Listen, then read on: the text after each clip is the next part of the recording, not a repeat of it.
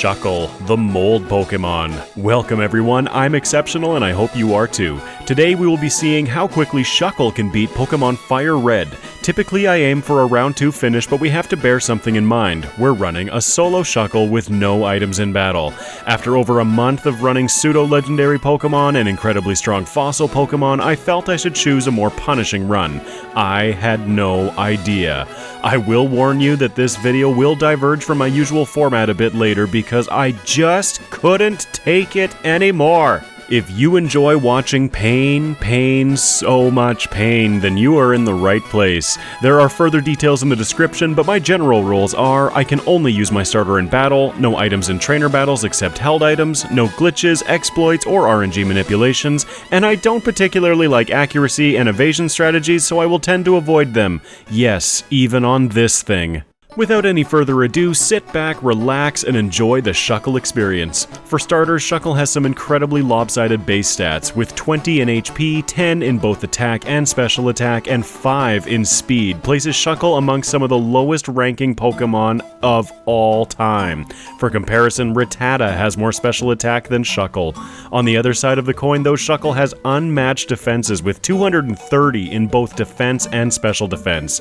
This is going to make Shuckle very unique and challenging to play based on my experience.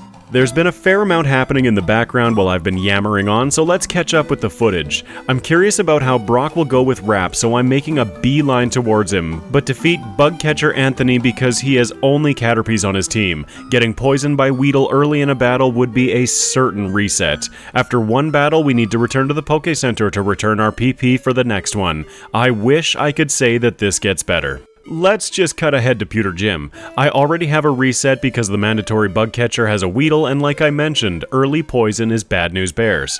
Don't worry, you'll have plenty of opportunities to watch me reset.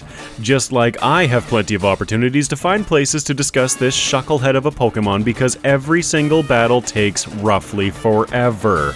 I mean, let's pause to consider how long this battle has already been going.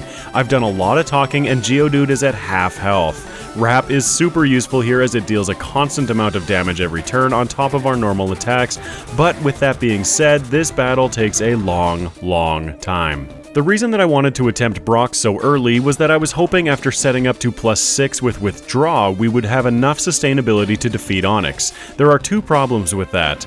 Onix has Bind, which acts like Rap, giving him additional chip damage every turn, and second, Onix has Rock Tomb, which hits for super effective damage. Even at +6, he overwhelms us quickly. To the surprise of absolutely no one, we have some grinding to do. I defeat 2 more trainers on the way back through Viridian Forest because that's all I had the PP for. I'm heading back to Route 22 west of Viridian City. I want to come back to this patch of grass to train for some EVs or effort values. EVs essentially add stats to your Pokemon. Roughly speaking, it's 1 stat point per 4 EVs, only getting the full benefit at level 100. A few of you corrected me on this in the last video I mentioned it, but I did say roughly. I feel my cop-out of detail worked, kind of. Anyway, in this grass we face Pidgeys and Rattatas, which give speed EVs which normally are very desirable in a solo run, and they are a little bit on Shucklehead.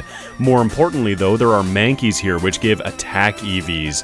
I've chosen an Adamant Nature plus attack and minus special attack, trying to lean into Stab or same type attack bonus rock moves that we gain access to after defeating Brock. As you can see though, even defeating wild battles is painfully slow. As I show some footage against Rival 1.5 just next to that patch of grass, let's discuss my goals in this initial stage of the game.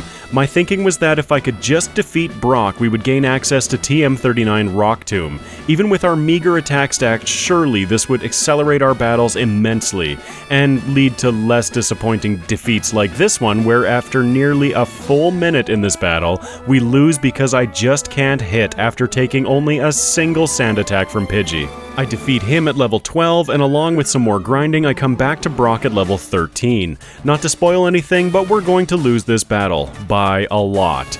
That's okay though, Shucklehead hasn't quite started sucking the soul from me yet.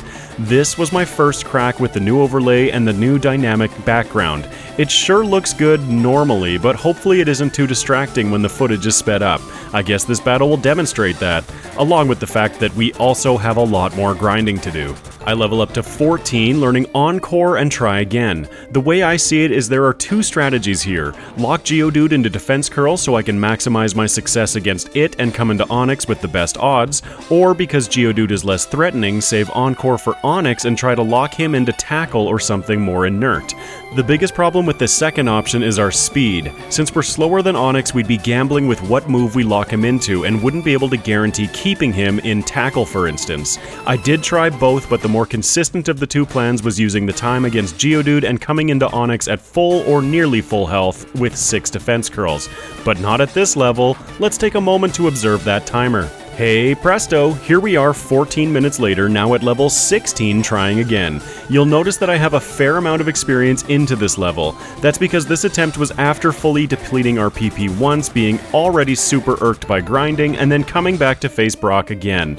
Yes, I had reset against him twice at level 15 and once at this level. I have Geodude pretty much dialed in, locking him into Defense Curl with Encore while I set up to +6 defense while keeping Wrap active and then slowly whittling him down. It's the same story for Onix, keeping our Wrap uptime as high as possible and otherwise spamming Constrict. He doesn't go for Rock Tomb, which would be doing more damage, and it's because of an interesting AI quirk that I learned from a comment lately. The AI views Rock Tomb as more of a speed control than a damaging move when prioritizing which move to use, so because we're slower, even though it would do more damage, the AI is preferring to use Bind and Tackle.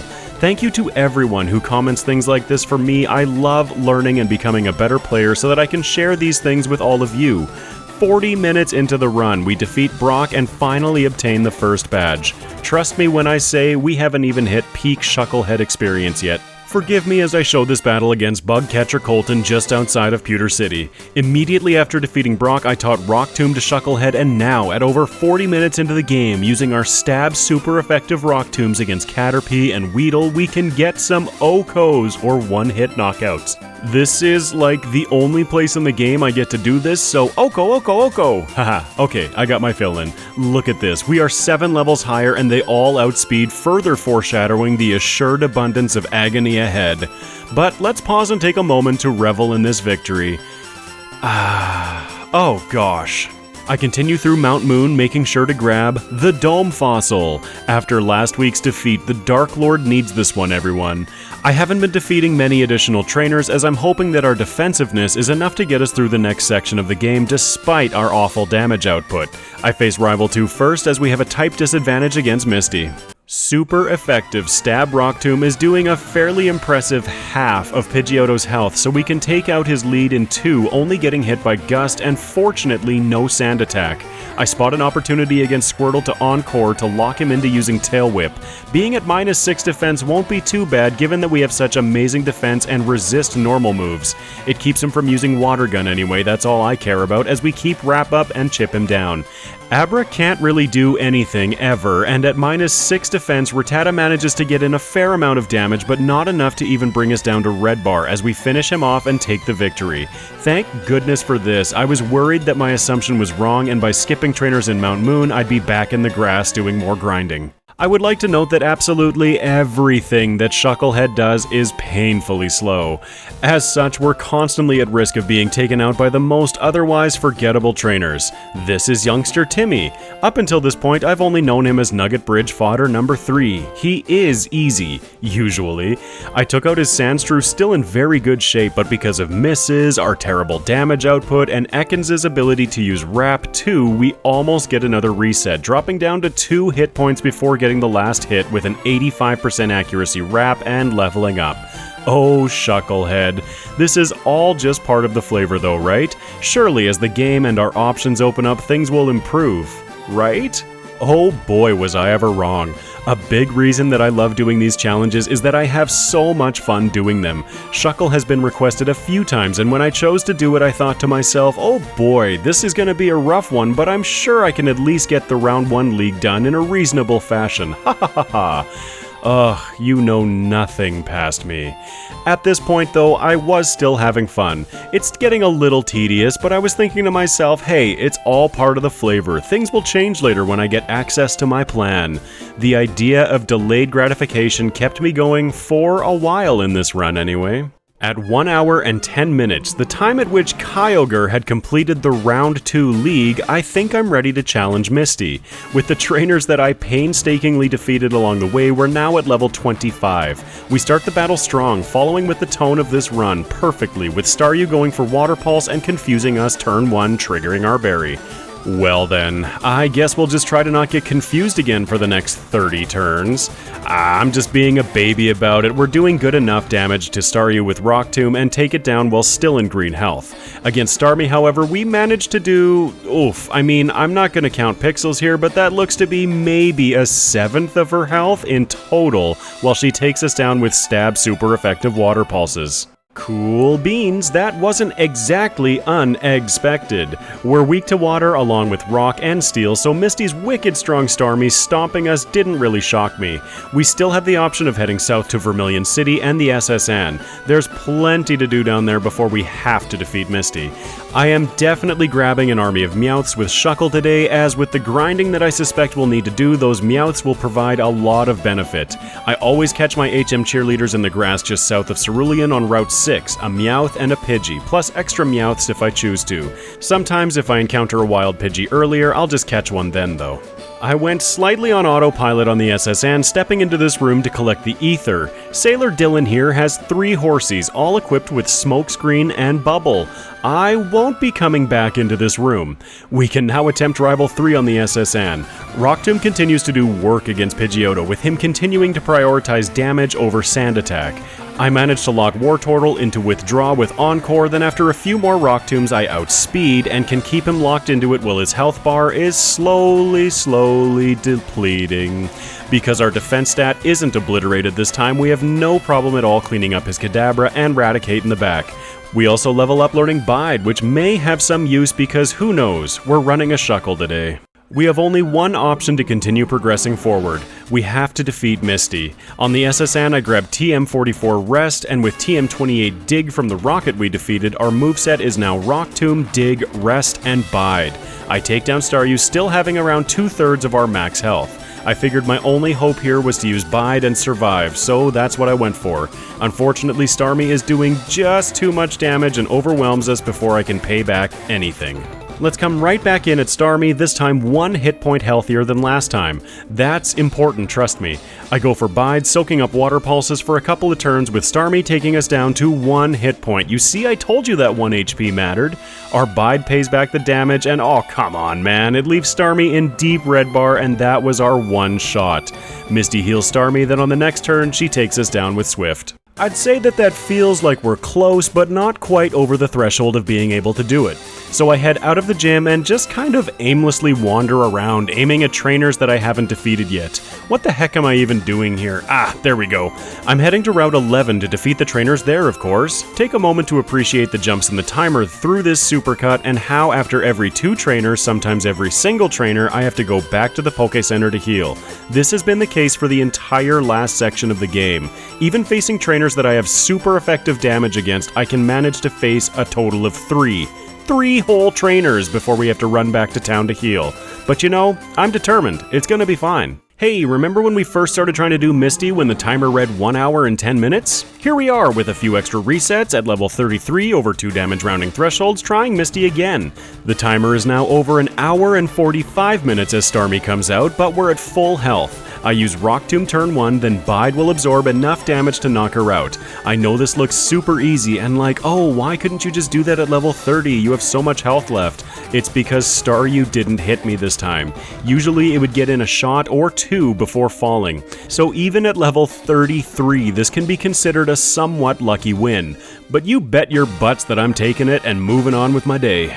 A problem that Shucklehead frequently has is running out of power points. I've only defeated Picnicker Alicia before coming into this battle against Hiker Jeremy on Route 9. I run out of other damaging moves, so I'm forced to use Bide, resulting in another reset as I just don't have what it takes to get rid of this Onix. But I'm determined. This is a real pain in the patella, but it's cool. I can be patient. I'm not a fire sign or anything. You may have caught it before, but when I was in Vermilion City, I also picked up the Versus Seeker from the cool trainer in the Pokemon Center.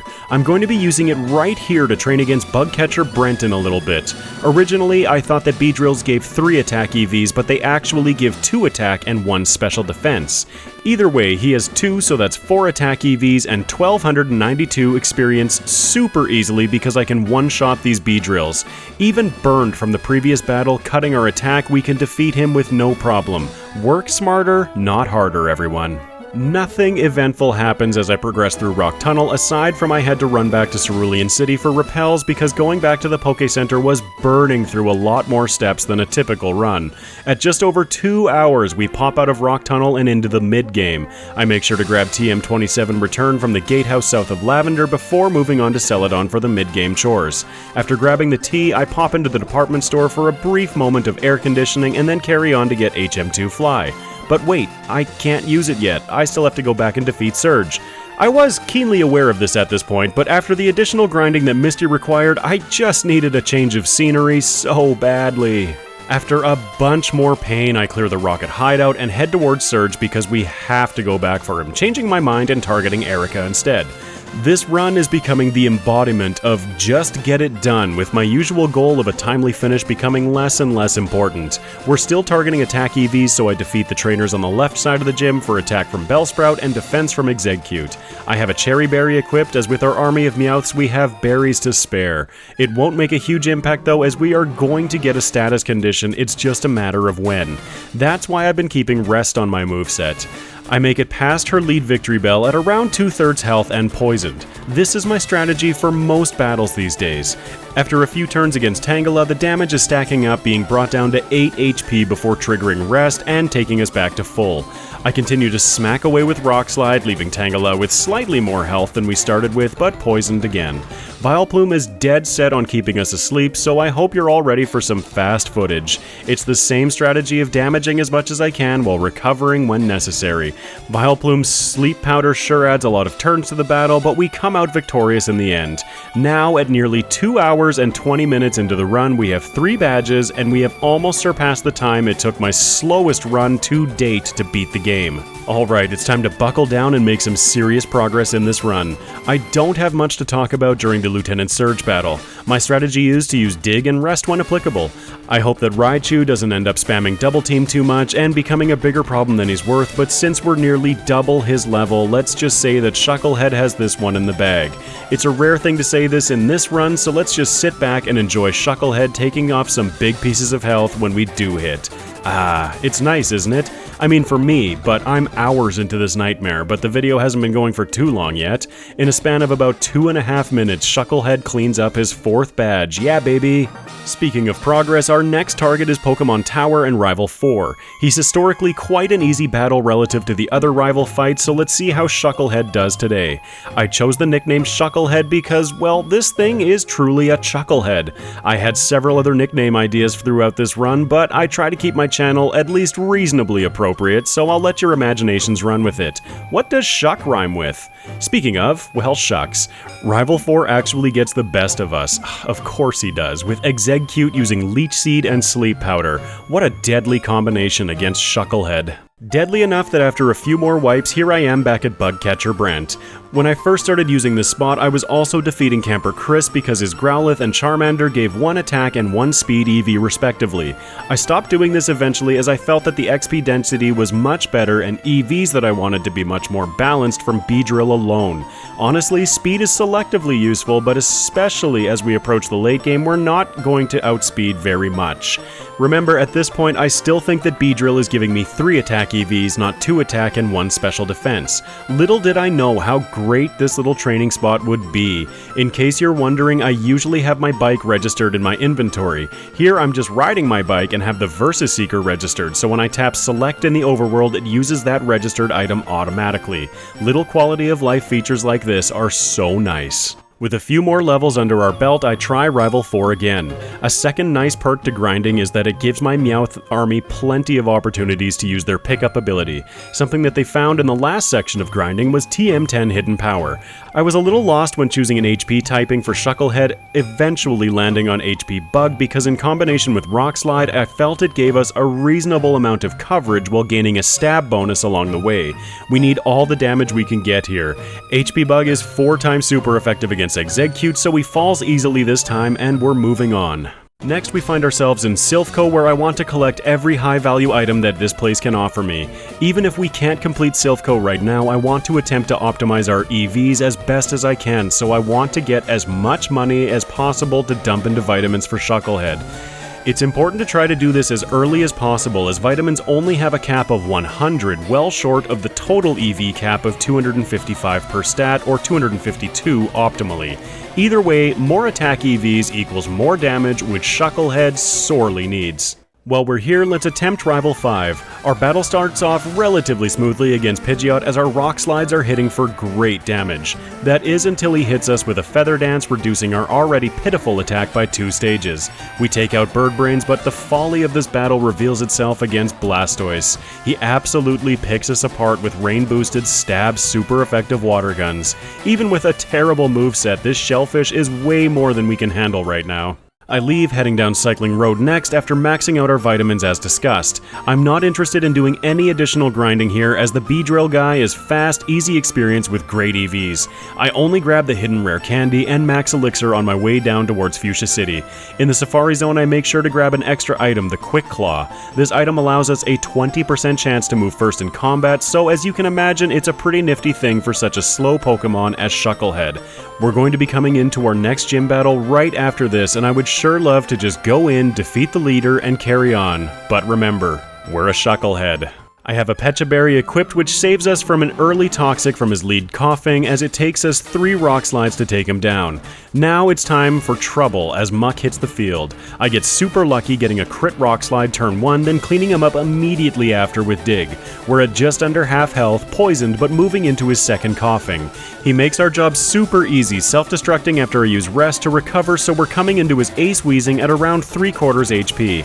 Now excuse the incredibly sped up footage and watch as this relatively straightforward battle devolves into a total fustercluck, with us running out of PP and eventually falling to poison damage. The worst part? This reset takes us back to before our attempt against Rival 5. Why didn't I save before Koga? Who knows, but it's official. I was at this point starting to get very frustrated with this run as we crest into our 3rd hour. Let's jump ahead by about 30 more minutes of wiping and additional grinding. We're at level 55 now, and finally, the battle goes in our way. It isn't really about there being a massive amount of danger to Shucklehead throughout the battle so much as it's a struggle of power points near the end. To this point, we simply haven't had the damage output against Wheezing to effectively bring him down, so we've just kept resetting until this battle.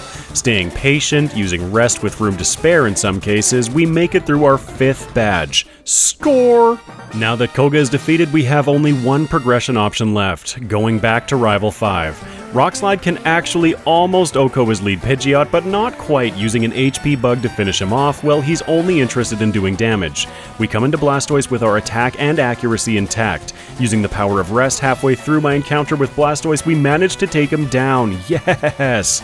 A combination of Rock Slide and HP Bug can then finish off his remaining team, thank goodness. Aha! Giovanni was not that big of an issue because I took my time against him and used Rest, which is greater than Poison Point. We find ourselves shortly after at Sabrina, aiming for our 6th gym badge. I've said many times in the past that she's usually quite easy for fast, powerful physical attackers. And, well, we are a physical attacker, that much is true. HP Bug actually does some serious work against her team, switching to Rock Slide for Venomoth. I wouldn't say that it's a landslide victory, but I felt pretty secure in it. Now we find ourselves with only 2 badges left to gain, the Volcano badge on Cinnabar Island and the Earth badge from Viridian City. I defeat every trainer in Blaine's gym on the way to him. We have an advantage here in that we're using Stab super effective Rock Slide, and his fire moves will be hitting us for neutral damage. I chose to defeat every single trainer in here because there is no illusion in my mind. We are not done grinding. Despite the advantages we have, our first attempt against Blaine ends in a loss because of a surprise crit from Arcanine. We're bulky, but we aren't that bulky. It isn't a big deal though, as in the next battle I managed to get a rest off against Arcanine on turn 1, so we have our bulk restored. I have to use a second rest to stay alive, but fortunately Fire Blast only has 5 PP, so we're able to outlast him and then take him down with Rock Slide. Alright, this is the part of the game that I've been looking forward to. Access to the move that I felt was going to change the entire trajectory of this playthrough. I say yes to Bill outside of Cinnabar Gym, and we head over to the Sevi Islands to finish the first part of the plotline out there. In this cave on the right side of the path leading towards Mount Ember is a little spa area. If you talk to the wizened fellow at the very top of the map, he will give you HM6 Rock Smash. My thinking here was that as long as we have the bulk to outlast them, we can whittle down our opponents with Rock Smash, slowly lowering their defense until I can finish with either Rock Slide or HP Bug. That was the master plan anyway. Let's see how masterful it was. It isn't anywhere near as smooth as I was imagining, but need I say it again, we're playing a Shucklehead. The good news is, though, that including the type advantage against 4/5 of his team that Dig gives to us, we do manage to smash through Giovanni on our first attempt. It takes several turns of recovery throughout, but check it out. A first attempt gym badge, our only one since Erika, and technically Surge, though I don't know if that counts because we were over-leveled by like double. At any rate though, we can now say that Shucklehead has completed the gym challenge at just under 4 hours. Alright, there's one final challenge between us and the Pokemon League, Rival 6. Things start strong against Pidgeot as Rock Slide takes him well under half before the rival pulls the big brain play of switching Rhyhorn into my second Rock Slide. Hey, we didn't take a Feather Dance or Sand Attack, so I'm happy. I do have to be careful against Rhyhorn as our allegedly 50% chance to lower his defense just isn't happening, and he has Stab Rock Blast, which hits for 2 to 5 times for super effective damage.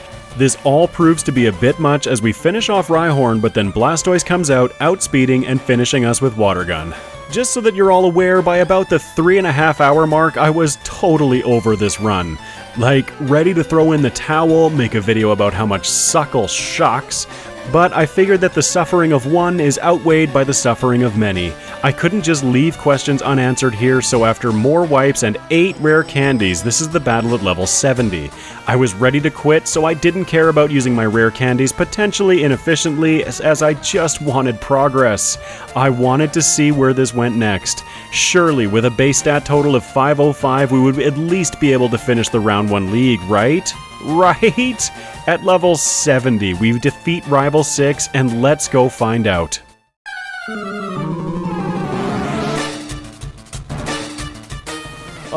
It feels good to finally be in the league. But those good feelings are about to get squashed. Check out this first battle against Lorelei. She's the Ice-type elite, but because we're playing a Gen 1 remake, 4 out of 5 of her team also share the Water typing, which we're weak against. Stab super effective Surfs will be coming from her Dugong, Lapras, and Slowbro, with Stab super effective Dives coming from Cloyster.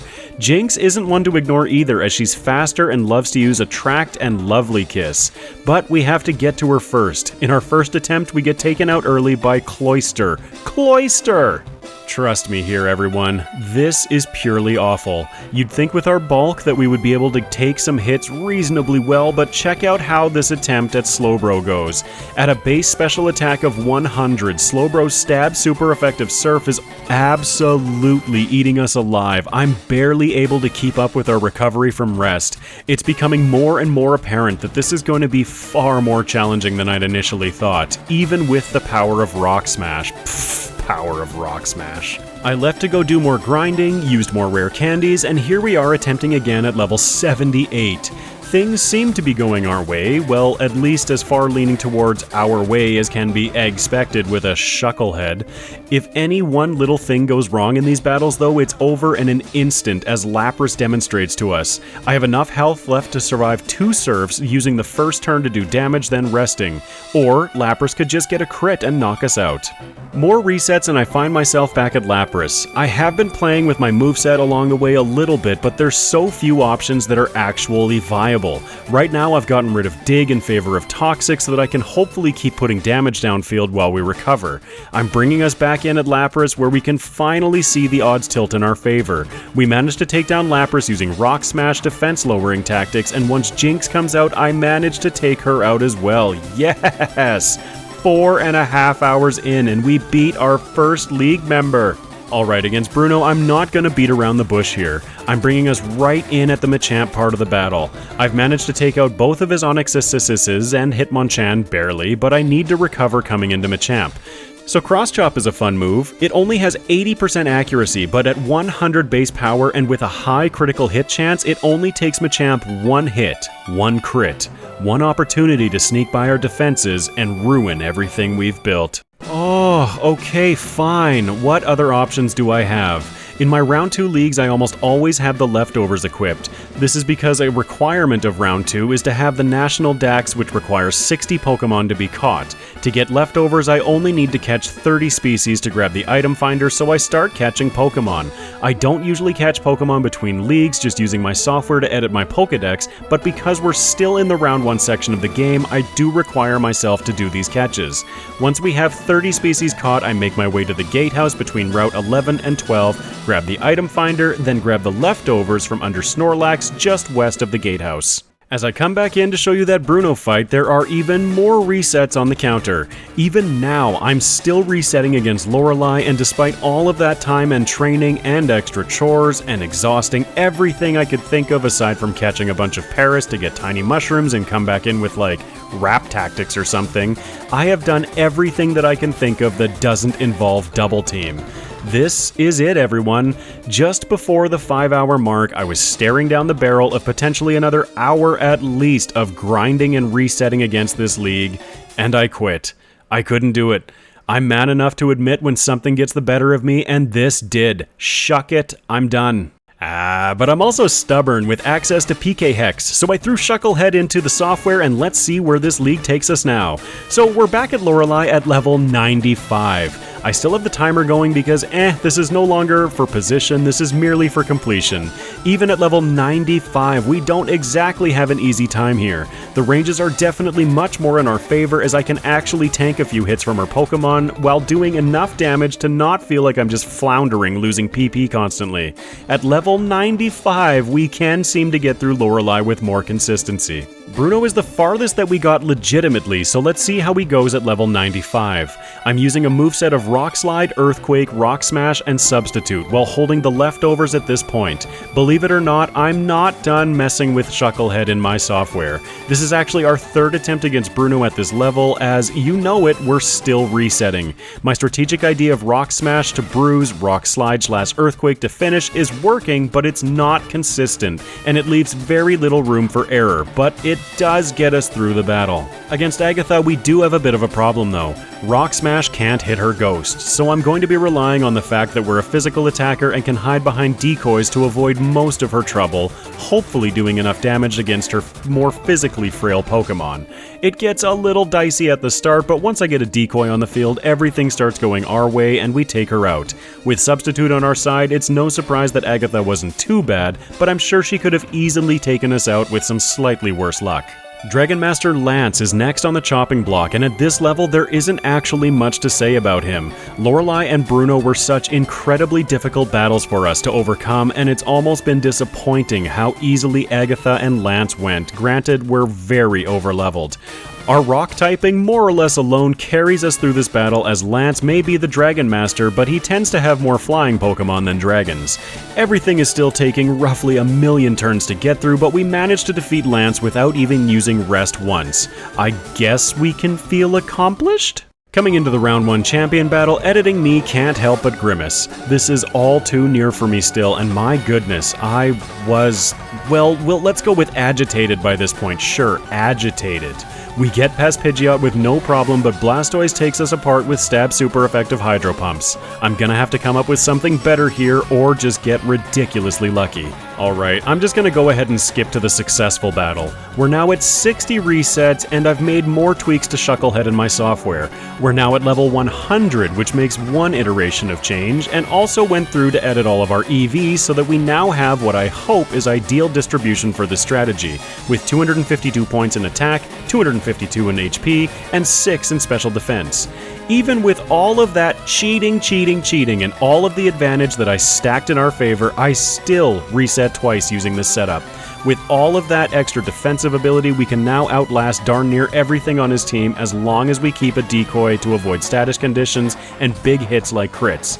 I'm sorry everyone, I would commentate this battle in more depth, but I'm just so over it.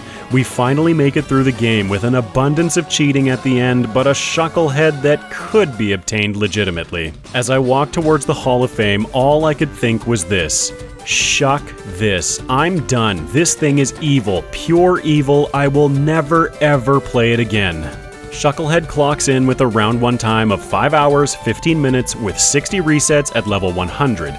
This took 12 hours and 40 minutes of game time and a whole bunch of cheating. Here's the thing though, I may have admitted my defeat to Shuckle in FireRed, but there's a lot of video left. What's the deal? I even made sure to record the credits here so I could make my outro to the video and everything, because I was just so completely and utterly done with this shucking experience. But I love you all so much that I made arrangements and took a weekend trip over to Hoenn. I met up with my buddy out there who took me on a tour bringing my new Shuckle to the best tutors, learning Defense Curl and Rollout. We're all about having fun on this channel, and did you really think that the stubborn troll that lives inside of me would take this defeat so lightly? Of course I have a second Shuckle playthrough for you. Welcome to a completely different Shuckle experience, one where he's given something that is going to change the entire trajectory of this playthrough: damage output. Rollout redefines this run and literally solves all of our problems. Check this out. It's a rock move, so we still get the stab bonus from it, but only has 90% accuracy and 30 base power. But Rollout is special. For a single power point, it'll keep going until it misses and doubles in power every time until it hits a maximum of 5 hits with a maximum base power of 480, but only a 59 chance of hitting through all 5 times. Defense Curl complements this even further, and if it has been used on any turn previous to Rollout, Rollout's power is doubled. Add in our stab modifier, and we have the potential to hit a 5th turn Rollout for an effective power of 1440 before applying any kind of type weakness. Picture that against, say, a Charizard with 4 times weakness to Rock. Oh yeah, that would give us an effective power of 5760. Welcome to a whole different kind of Shuckle playthrough. I'm going to be moving relatively fast through this second playthrough. It hasn't been optimized, more just leaning on experience gathered in the last run. I've kept my nature as adamant to help with Rollout's damage. Using the power of Defense Curl and Rollout, I can clear the entirety of Viridian Forest in a single shot. I'm actually not sure that this was entirely required, so much as it was fun after suffering so much in the previous run. Like I said, this run isn't super dialed in and optimized, it's just supposed to be for fun. I also defeat Camper Liam in Brock's gym so that when we initiate his battle we're at level 15, one lower than our successful attempt last run. Watch how the damage stacks up against Geodude here. I lead off with Defense Curl turn 1 and then go straight into Rollout. I considered using Encore strats again, but there was another part of me that said, haha, why? As long as we're hitting with Rollout, we're doing well. We make our way through Brock, and for comparison, I want to highlight that this attempt defeated him at 7 minutes and 48 seconds, a full 32 minutes and 11 seconds faster than last run. Are we even playing the same Pokemon? I move refreshingly quick through the next section where in Mount Moon I grab the Helix fossil. For the all-important second playthrough, I have to give credit where credit is due. Lord Helix took the victory last week and deserves this recognition. Hail! In Cerulean, our type weakness against Misty is still real, so I aim at Rival 2 and Nugget Bridge first. We take an early sand attack, which is bad news bears, but I think just a bit of reality of running this moveset. We are gonna have to rely on some amount of luck as part of our primary strategy. We end up missing too many times and take our first reset. I reset once more and then luck aligns. It really doesn't take much to tilt things in our favor though. We take 2 sand attacks early, then our Rollout hits twice in a row, leaving Pidgeotto at a sliver, then misses, breaking the chain. I know, this doesn't feel like good luck so far, but trust me. I restart my rollout, knocking out Pidgeotto on the next turn. The lucky part is that my turn 2 rollout hits, taking Squirtle to around a third, keeping him out of Torrent range, and then my turn 3 rollout hits, finishing off his biggest threat. I take a moment to think against Abra, and because it only knows Teleport, which is useless in battle, I set up some defense curls in preparation for Rattata. I'm not going to waste this opportunity, so I'm taking no risks. Thank goodness for that, as Rattata can only do 1 damage at a time, as we miss a whole bunch of times, but eventually take the day with 6 HP remaining. I rescue Bill and face down Misty. I lead with, you guessed it, Defense Curl, while Staryu hits Water Pulse and gets the confusion, consuming our berry again early. Rollout gets the job done in 2 with a crit, but I'm not sure if it mattered, bringing us to her ace Starmie. Starmie outspeeds and hits Water Pulse for big damage, and Rollout doesn't quite get the job done, opening us up to another Water Pulse and a reset. Just like with Rival 2 though, we are relying on a little bit of luck here, getting 1 more reset leading into this battle. Strangely enough, with the same turn order but a turn 2 confusion and no crit, we take out Staryu in the exact same shape as our first attempt. This time though, Starmie confuses us on turn 1, we hit ourselves and get knocked out. So I continue as planned towards Vermilion City because I don't feel we're ready for Misty. Anyway, I realize that my battle commentary might become a little stale in this run because that is our strategy for the rest of the game. Defense Curl, Rollout. It is the case that Rollout's damage is doubled by Defense Curl every time after using the first curl. It isn't necessary to use one immediately before Rollout, but that's a childhood habit that I'm trying to break. I don't need extra Defense Curls unless I mention it specifically. I'm also taking the time to grab extra items like rare candies and this citrus berry. 30 hit points is incredibly impactful for a Pokemon like Shuckle, considering that our current max is 53. On the SSN, I have an extra errand to run. I have a good idea of what my endgame moveset is going to be already, and I need to grab TM44 Rest from the 4th room from the stairs on the lower deck. I'm aware that we learn it organically at level 37, but I wanted the TM early because it's going to add a lot of safety to some upcoming battles. Like this Rival 3 battle. If I'd had the foresight to teach Rest, we wouldn't have found ourselves struggling as much as we did. I would blame it all on that sand attack, but I mean, we're playing a Shuckle. We're gonna get hit by a lot of nasty stuff along the way, therefore it's expected, therefore it's okay? Anyway, because I didn't teach Rest and have no recovery, we take another reset against Rival 3. Like I said, this run is not optimized. In the next attempt, I figure out recovery good, but not using the TM that I'm going to be using soon anyway. No, I instead decide to burn my incredibly impactful super rare citrus berry. Hey, I can't help these things sometimes. When I'm in the moment, I don't always have the time to sit and contemplate like I do when I'm editing. I feel like I have become a much better player since starting to produce this content, and so much of that has been thanks to your feedback in the Premiere chats and comment section. Thank you all for helping me be a better me. The citrus berry gave us enough health to get through the battle. Exactly 2 HP difference in the end, so this could have been solved with an Oran berry, or Rest. There are exactly 2 things left to do, grind or face Misty. I choose the latter. Against Staryu, we have a defensive setup war with me curling and her hardening. I start my rollouts and she manages to get in only 1 this time as we take her out with a 4th turn rollout in the chamber.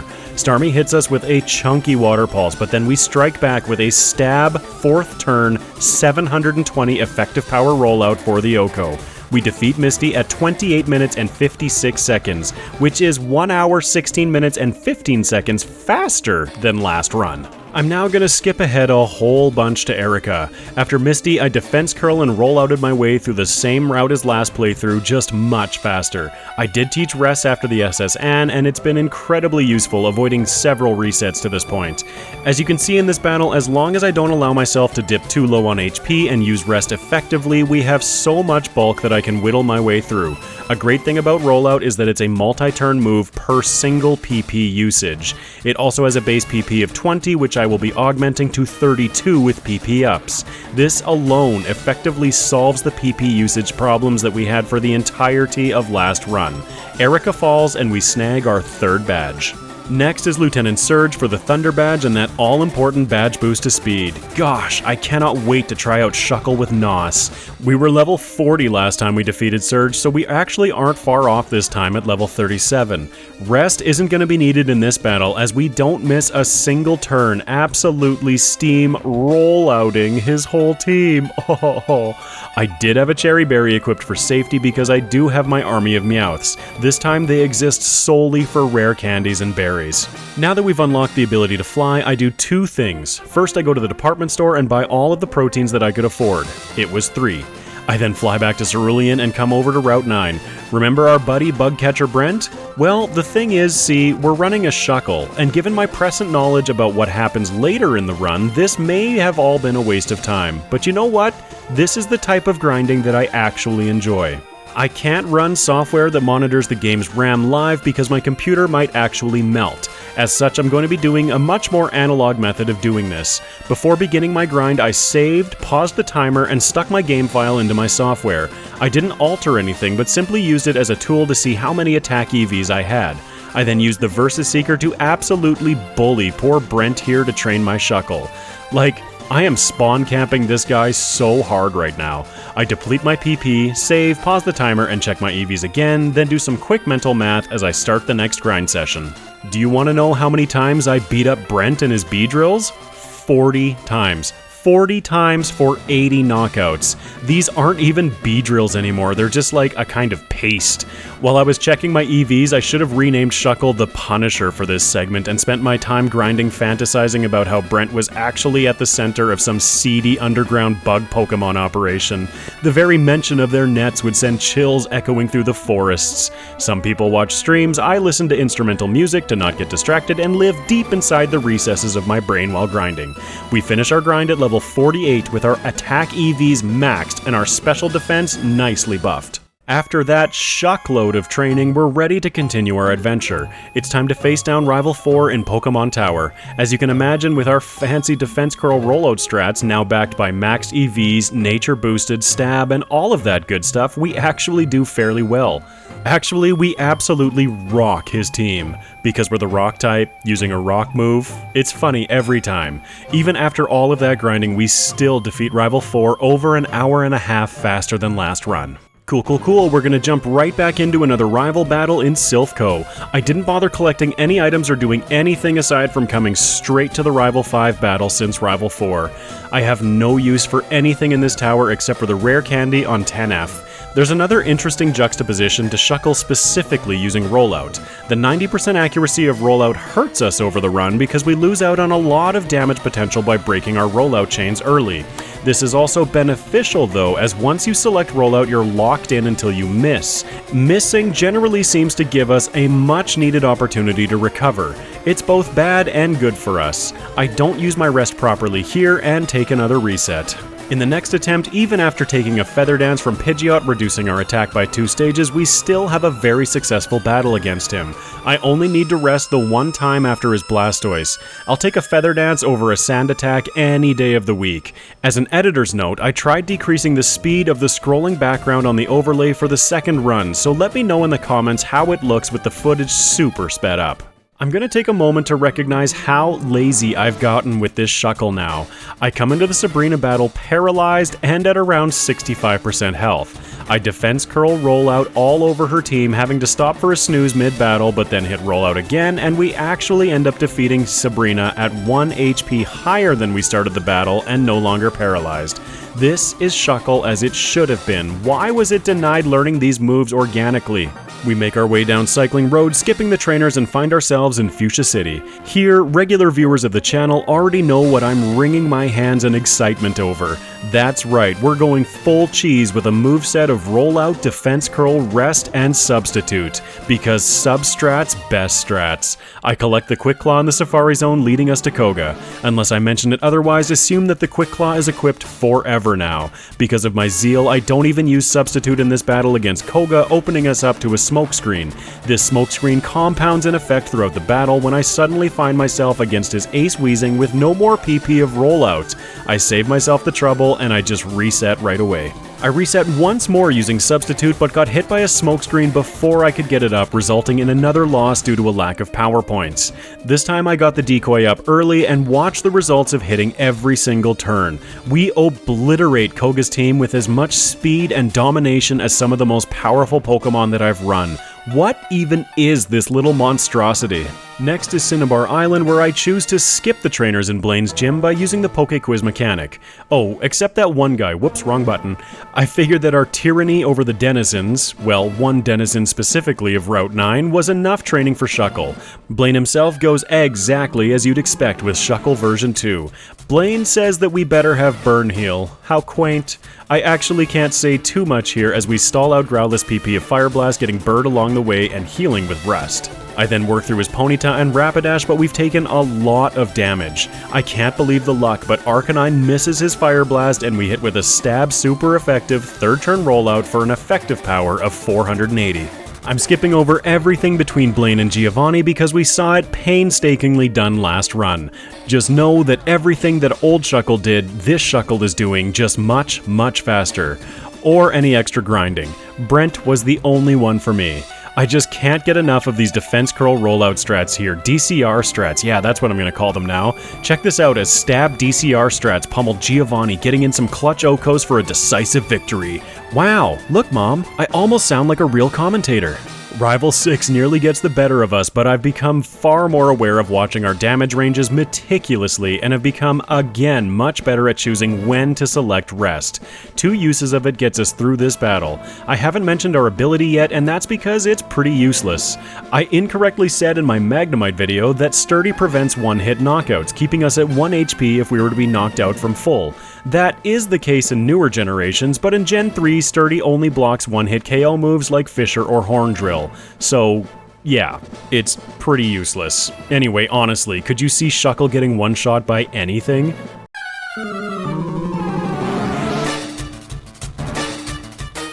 We start with the same problem as last time. We're weak to her water moves. In this first battle, I get absolutely destroyed by Dugong's stab super effective Surfs.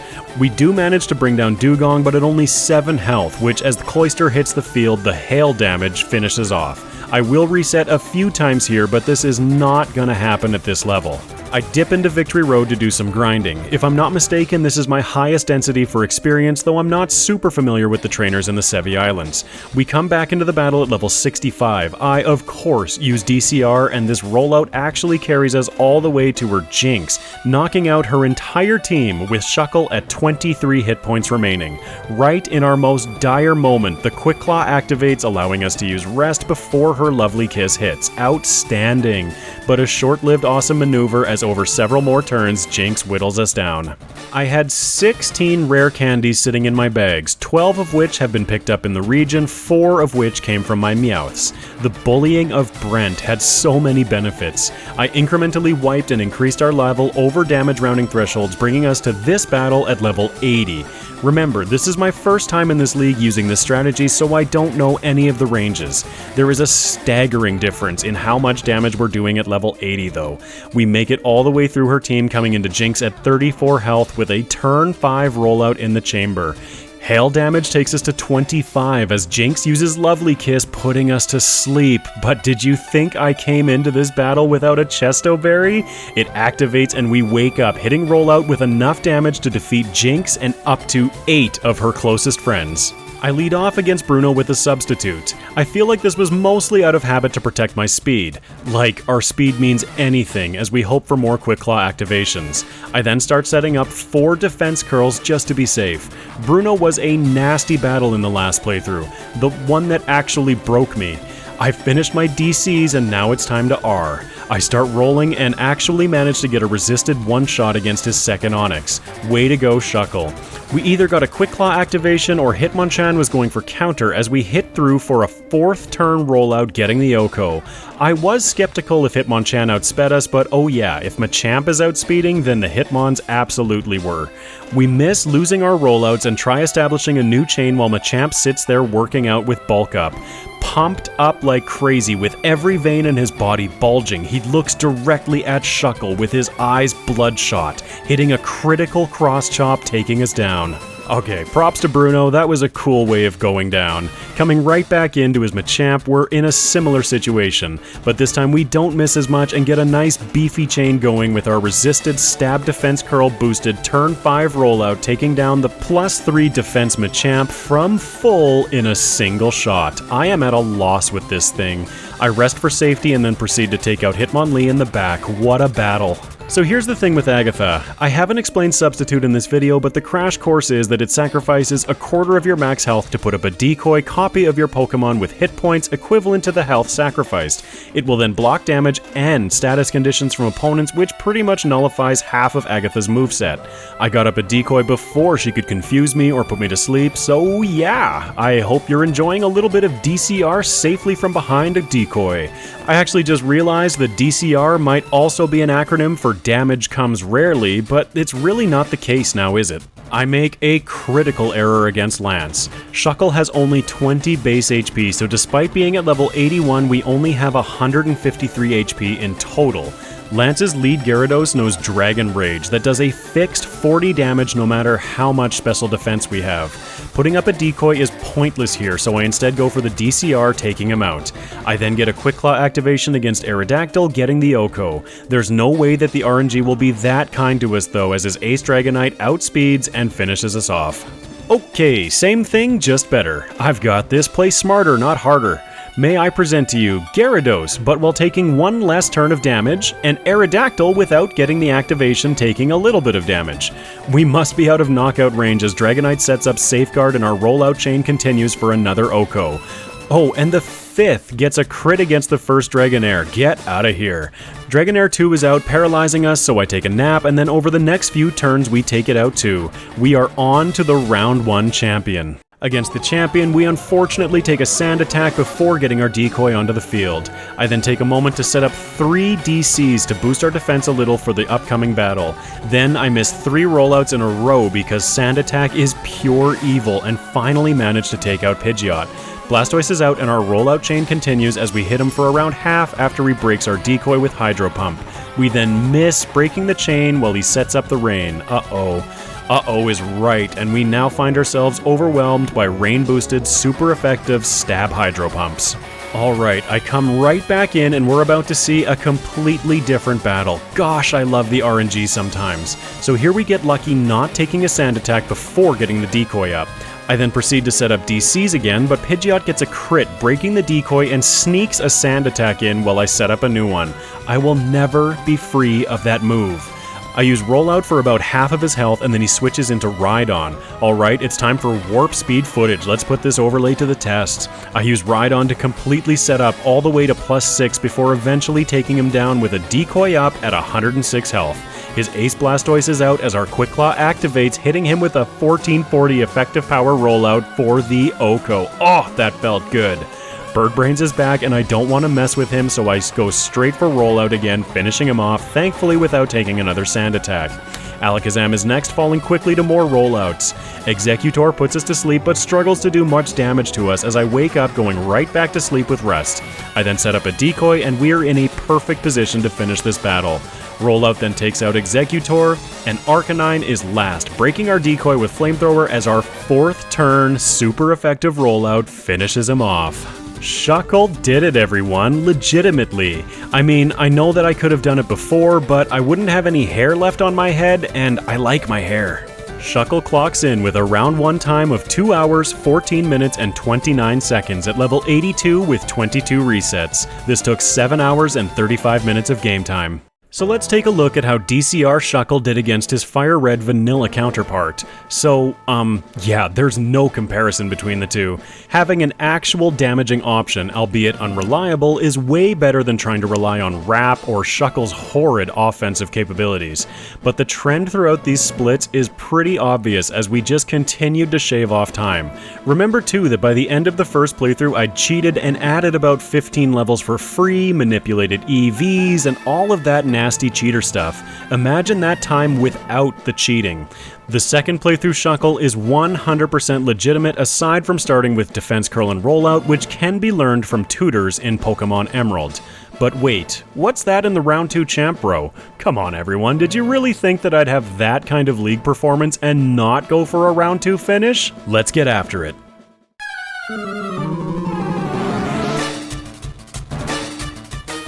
Welcome to the Round 2 Elite Four, with this thing. On top of some team and moveset changes, all teams have been leveled up by around 12 levels. Lorelei still kicks us off, and as without a doubt one of the hardest league members for Shuckle to face, we get a wake-up call early. She just hits and keeps on hitting us with enough damage to overwhelm even our super bulky Shuckle, even with the recovery from leftovers. I left to do some grinding when a thought occurred to me. What am I going to gain from going to level 100? Some more stats, some better damage for sure, but Lorelei was doing a lot of damage and consistently. Bruno was even worse than her with damage output, and that was before he got the Steelix upgrades. So instead of wasting a bunch of extra time grinding, I committed the cardinal sin of teaching double team to Shuckle. Cool everyone, please take a moment to recognize my shame and let's get this done. I've gotten rid of rest in favor of double team so I can use ultra uber cheesy substitute leftover strats combined with DCR. Because Shuckle has been one shucker of a Pokemon to run. Once we establish +6 with double team, which by the way I did use the PP Max from 2 Island on, we're pretty much invincible taking the battle. As I sit back to prepare my thumbs for another series of mashing the A button many times over my various moves, a realization dawns on me. Despite all of this cheese, we're still a Shuckle. This realization begins to seep deeper into my consciousness, creating doubt and gnawing at my confidence. Bruno must have picked up on this as he manages to get in enough shots to bring down our cheesy Shuckle. Aw man, I'm not sure about the wormy bits on the inside, but maybe I should have renamed Shuckle Swiss for this last segment, given the cheese. Alright, it's time for me to be honest with you all that I'm going to be cranking up the footage speed because in this attempt, though Bruno tries his absolute darndest bringing us into red bar, once we have our evasion set up, like the cheese bags that we are, we work our way through his team.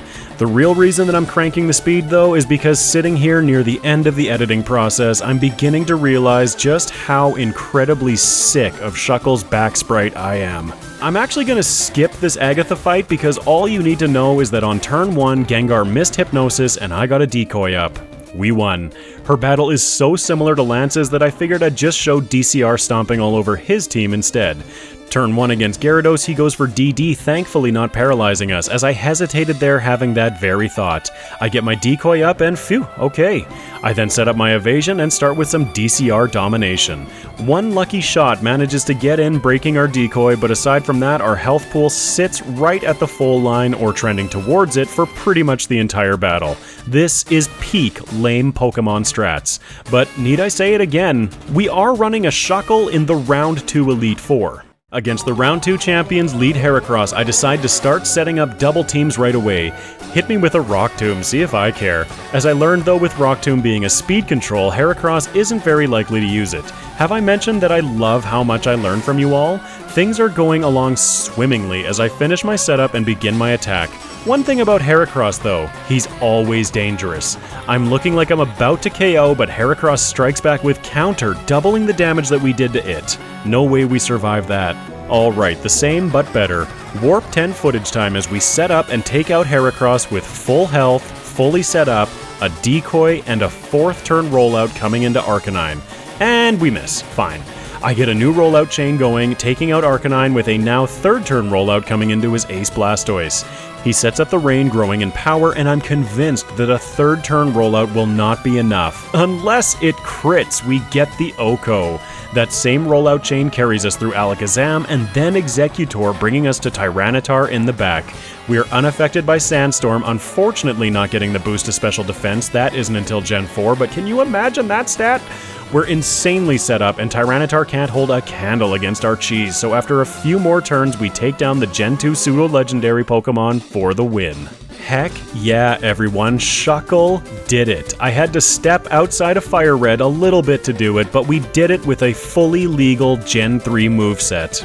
Shuckle clocks in with a round 2 time of 2 hours, 48 minutes, and 59 seconds at level 89 with 27 resets. This took 9 hours and 32 minutes of game time with a little extra cheese on top. Alright, so closing thoughts about Shuckle. That first run had me scrambling to figure out how to make this video work. I tried brainstorming ideas like just editing Shuckle a whole bunch and exploring interesting strategies through the league, seeing what it would take to go through the round 2 league if it's possible at all, or like any way to have this run end on a positive note.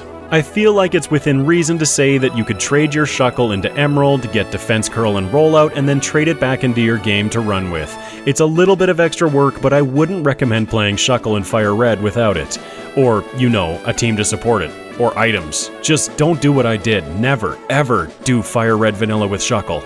On the tier list, this puts Shucklehead right at the bottom, like the very bottom. When I redo this graphic, I think I might be making a special section for Pokemon like Shuckle and naming it Masochism instead of F. Anyway, I felt like I'd add the star behind it because we did start with moves that it would not have without breeding or tutoring, or in this case editing with software because I don't like going outside.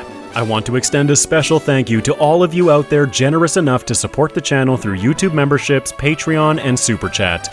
The fact that you're willing to donate a piece of your hard-earned living to me means so much. Thank you, thank you, thank you. If you're interested in supporting the channel as well, I do have links in the video description. Well, so much for taking a bit of a break, eh? It's all good. Shuckle was fun in the end, I guess. I have recently posted a poll asking about my premiere time on Fridays. I want to know what time works best for everyone out there, considering that my old time of 5 p.m. Mountain Time was 1 a.m. over the pond. Starting at 3 p.m. Mountain Time I feel has been very successful, but I want to know what all of your thoughts are. Before you go though, if you feel like I've earned it, consider leaving a like and comment about the run, what you'd like to see in the future, or just to say hi. It really helps my channel to continue growing. Also, remember to comment with your versus ideas, as I will be posting another poll shortly to determine which one I will do next. I will be choosing from the most popular ideas in the comment section. As always on this channel, substrats best strats, so if you'd like to keep up with my content in the future, be sure to subscribe and enable notifications so you never miss a video. It also really helps my channel to grow so that I can continue bringing you this content. Until next time, take care everyone.